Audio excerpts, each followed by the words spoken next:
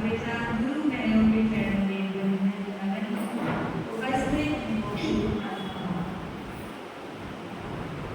कुछ सदगुरुवरया के चरणों में रहकर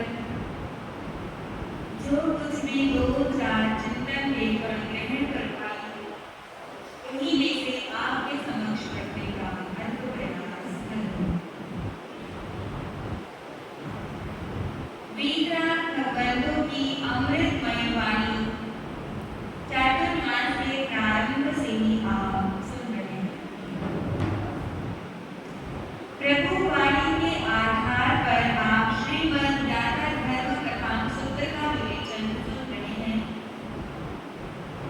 जिसके आपने 2 अध्याय श्रवण किए।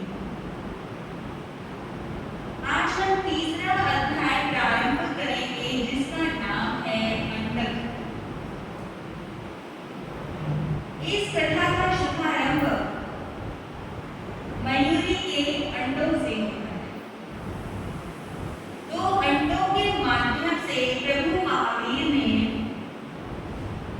मानव के जीवन को, मनुष्य के हृदय को एक ऐसा संदेश, एक ऐसा उपदेश दिया है कि जिसे हमारे जीवन में हमें उतारना अत्यंत आवश्यक है। सर्वज्ञ तीर्थंकर भगवान को जब अपने सिद्धांतों की प्रकटना करनी होती है तो परमात्मा किसी भी वस्तु की सहायता हमें समझाने के लिए ले सकते हैं। चंपा नाम की प्राचीन नगरी थी।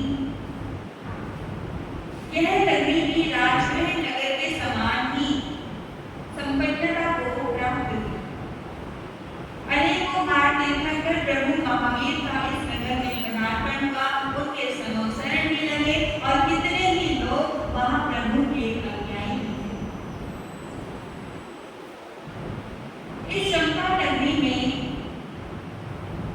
जिन दत्त और सागर दत्त नाम के 2 बहुत लब्ध प्रतिष्ठित सेठ रहते थे। वे दोनों ही साहूकार परस्पर मित्र थे। उनकी मित्रता बहुत ही गहरी थी। उन दोनों मित्रों के 2 पुत्र थे जो अपने पिता के समान ही दोनों के मित्र थे। वे दोनों साथ साथ ही पैदा हुए थे, साथ साथ ही वे खेले कूदे थे, साथ ही उनका विद्या का अध्ययन हुआ था, एक साथ ही वे खेलते कूदते थे, एक साथ ही उनका पालन पोषण हुआ था और धीरे धीरे एक साथ ही वे बड़े हुए। जन्म से ही उन्हें आपस में मित्र मिलते थे। उन्हें अपना मित्र बनाना ही नहीं पड़ा, लेकिन उनकी जो मित्रता थी उस मित्रता में कोई धार्मिकता नहीं थी, कोई सात्विकता नहीं थी। उनकी मित्रता केवल आमोद प्रमोद के लिए, मौज मस्तियां करने के लिए, बस मनोरंजन करने के लिए उनकी मित्रता थी। अगर एक कोई गलत काम करता था तो दूसरा भी उसके साथ गलत काम नहीं करता। दोनों में से एक के पास भी ऐसी सद्बुद्धि नहीं थी कि अगर कोई एक गलत कार्य कर रहा है तो उसे उससे हटाया जाए, उसे सद्बुद्धि दी जाए, उसे सही वस्तु का, सही तत्व का ज्ञान दिया। दोनों ही एक जैसे थे। संसार में मित्रता की आवश्यकता तो हर प्राणी को होती है और यही आवश्यकता जीवों को एक दूसरे के निकट ले आती है। लेकिन उस मित्रता में धार्मिकता और सदाचार का होना भी अत्यंत आवश्यक है। मित्र तो हम बहुत बना लेते हैं, लेकिन उस मित्र के संग से कहीं हमारा नुकसान तो नहीं हो रहा है, कहीं हम उसके संग करने से बदनाम तो नहीं हो रहे हैं, इस बात का भी हमें ध्यान रखना चाहिए। अगर दुर्जन का संग करेंगे तो हमारे अंदर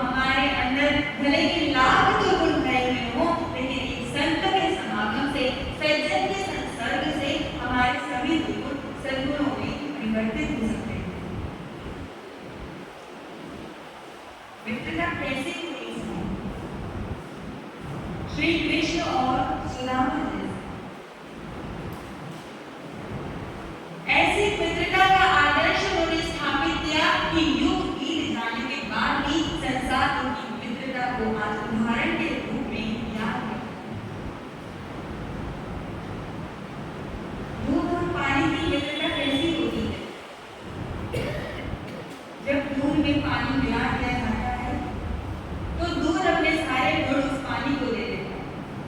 अग्नि पर जब उसे पकाया जाता है, पानी जलकर भस्म हो जाता है। जब अपने मित्र पानी पर आपत्ति दूध देता है तो वह दूध भी अग्नि में जलने के लिए बाहर निकल गया है। जब वह उबलता है, बाहर निकलने को होता है, तब उसमें जल के छींटे दिए जाते हैं। जब उसमें जल मिल जाता है तो वो शांत हो जाता है। ऐसे दूध और पानी की जैसी मित्रता होनी चाहिए। अगर एक मित्र पर विपदा आई है, एक दोस्त पर कोई आपत्ति आई है, तो दूसरा भी उसकी आपत्ति में उसके साथ खड़ा रहना चाहिए। आजकल मित्रता में स्वार्थ रहता है और जिसकी मित्रता में स्वार्थ निहित हो, ऐसी मित्रता के धागे कच्चे सूत की तरह होते हैं। वो अधिक समय तक टिक नहीं सकती, वो मित्रता बहुत जल्दी ही टूट जाती है। वे दोनों मित्र हमेशा आमोद प्रमोद में भोगों में डूबे रहते थे। उनके माता पिता तो धर्म ध्यान करते थे, लेकिन उनके अंदर कोई भी धर्म का संस्कार नहीं। वे बहुत ही पाप कर्मों का उपार्जन भी करते थे। कभी किसी के जीवन में कोई उद्वेग उत्पन्न कर देते थे, कभी किसी के जीवन में कैसा संकट पैदा कर देते थे। इस तरह दूसरों को दुखी करके वो बहुत प्रसन्न थे। ऐसे दुष्ट कार्य को क्यों करते थे? क्योंकि उन्होंने अपने जीवन में किसी संत का समागम नहीं किया। उनके माता पिता जो धर्म करते थे, उस धर्म को भी उन्होंने कभी जानने की उत्सुकता ही नहीं रखी। वो नहीं पहचानते थे कि हमारे जीवन का उद्देश्य क्या है, हमने ये जन्म किस लिए प्राप्त किया है, इस जन्म का लक्ष्य क्या होता है। ऐसा कोई भी ज्ञान उनकी बुद्धि एक में नहीं था। जागरण दियो भरती सिंचती वाची सत्य, मानोन्नति दृष्टि पाप मपा करो, चेतः प्रसाद यदि दिक्षु तनो कीर्ति सत्संगति कथय किन्या करोति दोषा। अगर हम संत का समागम करते हैं, सत्संग को ग्रहण करते हैं, सत्संग में हम अपने जीवन को लगा देते हैं, तो वो सत्संग हमारे जीवन में क्या करता है? हमारी बुद्धि की जड़ता को विनष्ट करता है। सिंचती वाची सत्य, हमारी वाणी को सत्य से सींचता है, हमारी वाणी में सत्य की स्थापना करता है। चेतः प्रसादयति, हमारे चित्त को प्रसन्नता प्रदान करता है सत्संग, और हमारे जीवन में हमेशा यश और कीर्ति को चारों दिशाओं में फैलाता है। कहो तो सही, सत्संग मनुष्य का ऐसा कौन सा उपकार नहीं करता, लेकिन जिसे अपना जीवन महान बनाना हो, जिसे अपने इस संसार के भ्रमण को मिटाना हो, वही तो जीव पुण्यशाली होता है, जिसे सत्संग प्राप्त होता है।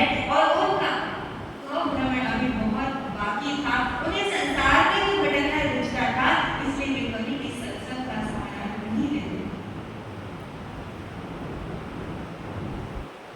एक दिन वे दोनों मित्र बैठे हुए थे और वे दोनों आपस में बात करने लगे कि वैसे तो हमारी मित्रता बहुत गहरी है, लेकिन इसे चिरस्थायी बनाने के लिए और भी अधिक प्रगाढ़ बनाने के लिए हमें एक संकल्प करना चाहिए। क्या?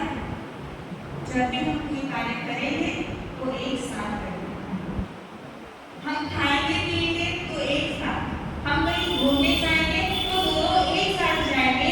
अगर हम अपने जीवन में विवाह करेंगे तो हम दोनों भी विवाह एक साथ करेंगे। अगर हम कोई नया घर बनाएंगे तो हम दोनों ही एक साथ अपना घर बनाएंगे। और यहाँ तक कि अगर हमारे जीवन में कोई संन्यास लेने का भाव भी आया तो दोनों एक साथ ही सन्यासी बनेंगे। कोई सन्यासी के गुण उनके अंदर है नहीं, लेकिन बातें बनाने में क्या जाता है, ऐसा उन्होंने संकल्प बना था। और एक दिन उन्होंने वन विहार का विचार किया कि हम दूर वनों में जाकर वहां का वातावरण देखें,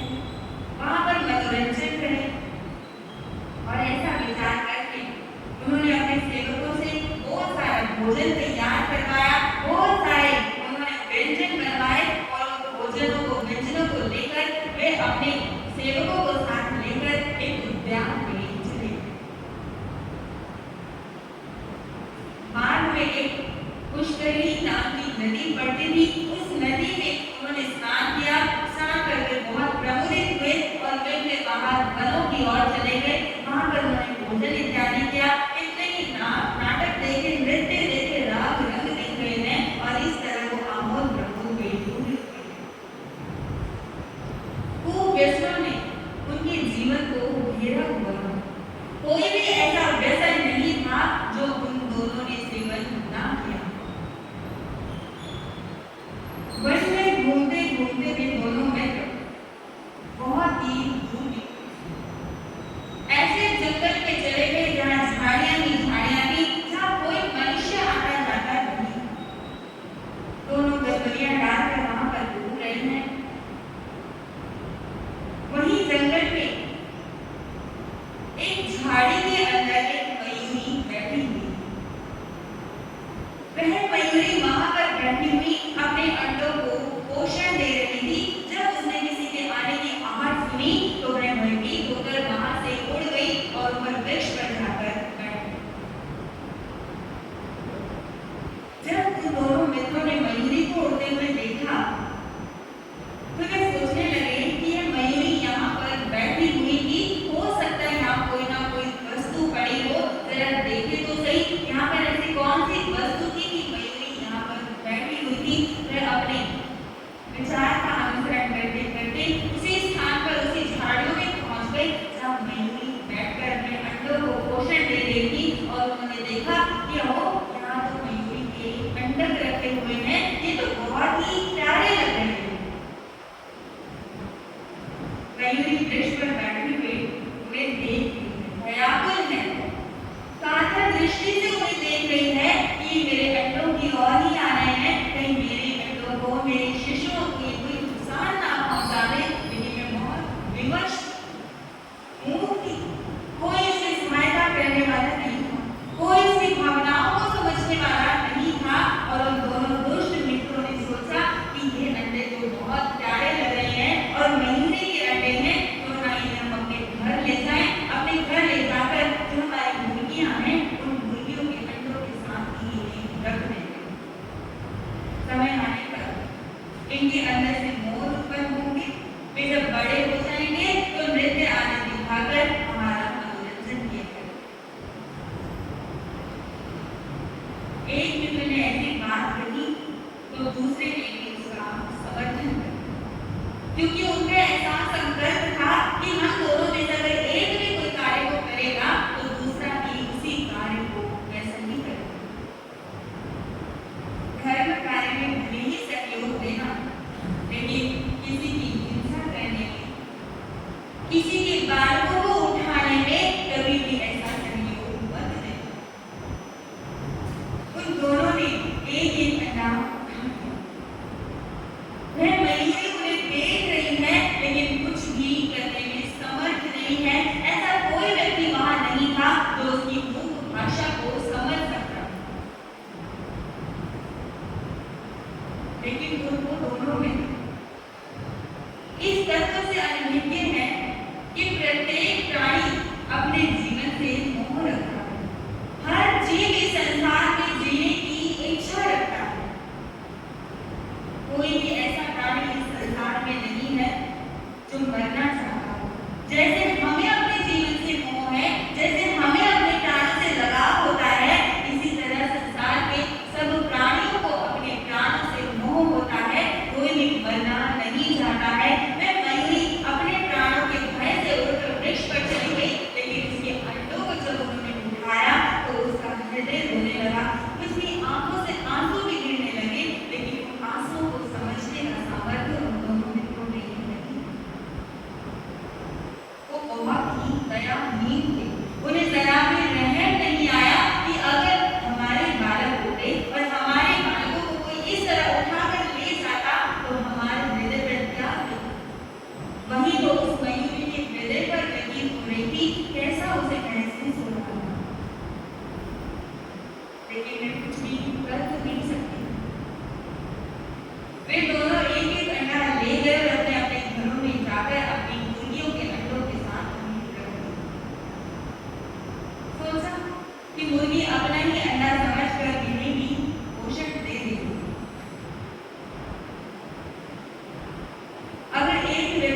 हिंसा कर रहा है और दूसरा भी यदि अहिंसा का ज्ञान नहीं रखता है और उसका अनुसरण करता है तो हिंसक व्यक्ति का अनुसरण करने से बहुत बड़ा अनर्थ हो सकता है।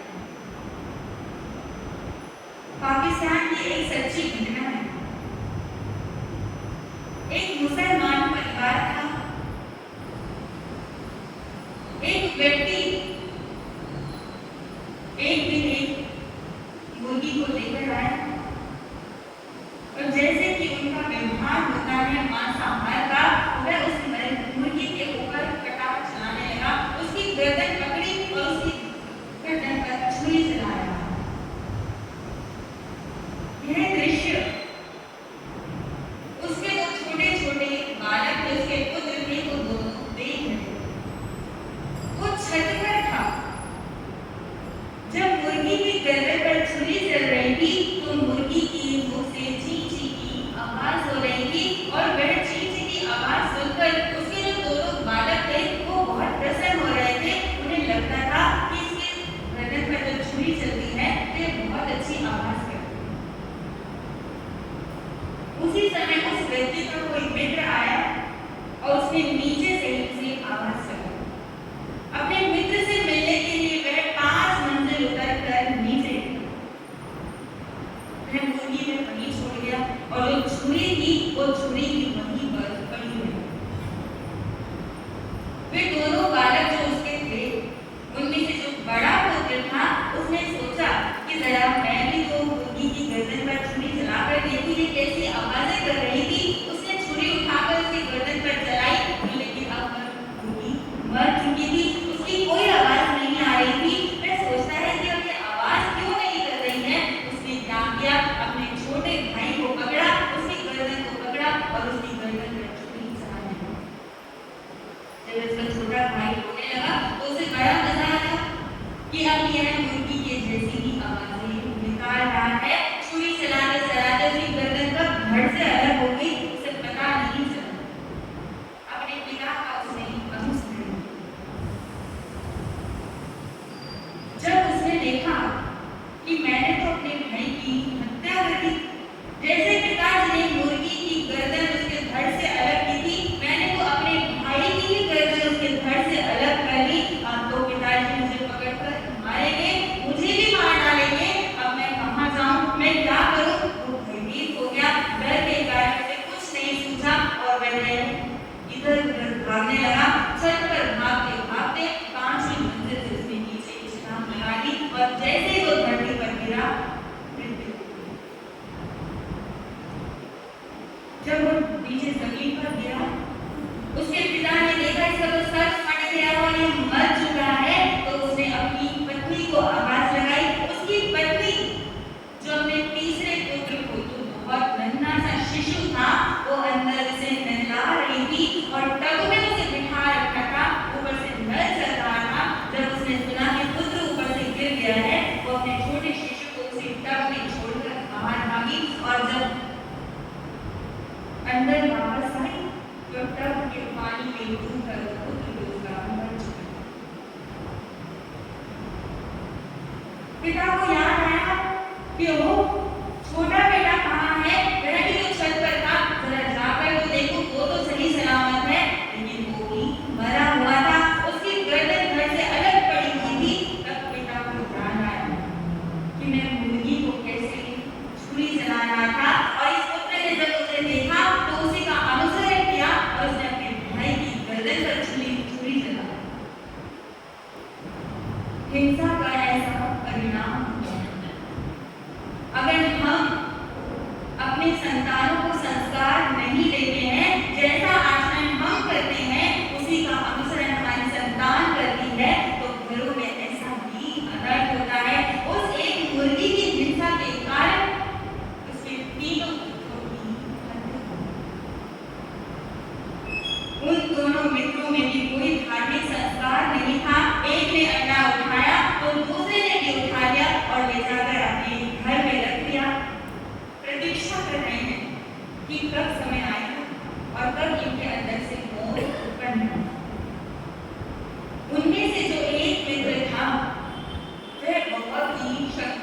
व्यक्ति, उसका स्वभाव बहुत ही शंकर रहता था। वह सोचता था कि पता नहीं इस मयूरी के अंडे में से मोर पैदा होगा भी या नहीं होगा, कभी समय में आएगा या नहीं होगा। तो वह उस अंडे को उठाकर कभी कान के पास ले जाकर बचाकर देखता था, कभी उसे जमीन पर लुढ़का देता था, कभी ठंडा करके उसे जमीन में रख देता था। इस तरह वह अंडे के साथ व्यवहार करता था, लेकिन शंका के कारण क्या हुआ, उसका वह अंडा खराब हो गया। और दूसरा मित्र जो विश्वास करता था कि ये मयूरी का अंडा ही है, तो इसमें से मयूर भी अवश्य उत्पन्न होगा, वह उसको छेड़ता नहीं था, उसे कभी हाथ से स्पर्श नहीं करता था, केवल उसे देखकर उसकी प्रतीक्षा करता था, कल्पना करता था कि इसमें से मयूर उत्पन्न होगा और वह कैसे नृत्य दिखाएगा। समय आने पर उसके मयूर में से, उसके अंडे में से एक मोर उत्पन्न होगा और उसने उस मोर शावक को एक मोर के पोषण को दे दिया। उस व्यक्ति ने उसका पालन पोषण किया और जब वह बड़ा हो गया तो वह नृत्य आदि दिखाकर मोहल्ले के सभी लोगों का मनोरंजन करता। दूसरा मित्र जो शंकालु था, जिसकी शंका के कारण उसके घर में रखा हुआ अंडा खराब हो गया था, वह सोचने लगा कि मित्र ने जो अच्छे वाला अंडा था वो तो स्वयं ले लिया और जो खराब वाला अंडा था वो मुझे दे दिया। जब शंका पैदा हुई तो वही पर उसकी मित्रता। स्वार्थपूर्ण मित्रता ऐसी ही होती। तो इस मयूरी के अंडों के माध्यम से प्रभु ने हमें क्या संदेश दिया है? प्रभु फरमाते हैं कि जो पहले मित्र के समान कोई भी व्यक्ति अगर अपनी धर्म की क्रिया में शंका करता है, अपनी की हुई तपस्या में अगर शंकित रहता है, उसका कोई परिणाम मुझे मिलेगा या नहीं मिलेगा। हम धर्म तो कर रहे हैं, लेकिन यह हमें सफलता देगा भी या नहीं देगा। तो ऐसी शंका रखने वाले व्यक्ति को कभी भी धर्म में सफलता नहीं मिलती है। और जो दूसरे मित्र के तरह अपने एक भी धर्म क्रिया के प्रति पूर्ण तरह विश्वस्त रहता है, जिन वचनों के अंदर जो श्रद्धा रखता है, वही जीव, वही व्यक्ति अपनी धर्म क्रियाओं के परिणाम को प्राप्त कर सकता है। इसीलिए कभी भी अपने किए हुए धर्म साधनों में कभी भी शंकित मत होना, कभी भी ऐसा मत सोचना कि हम जो कर्म कर रहे हैं उसका परिणाम होगा भी या नहीं होगा। यह मत सोचना कि इतने वर्ष हो गए कमाई करते करते आज तक कुछ मिला नहीं, इतने साल हो गए प्रवचन सुनते सुनते अभी तक तो कुछ लाभ प्राप्त नहीं हुआ। अगर आपके मन में कोई शंका है तो कभी भी कोई श्रेष्ठ लाभ नहीं मिलेगा। अपने जीवन में से, अपने हृदय में से धर्म क्रियाओं के प्रति शंका का निवारण करके हमेशा आगे बढ़ते रहना, साधना में अग्रसर होते रहेंगे हम, तभी हम उसके परिणाम को, उसके फलों को प्राप्त कर सकेंगे।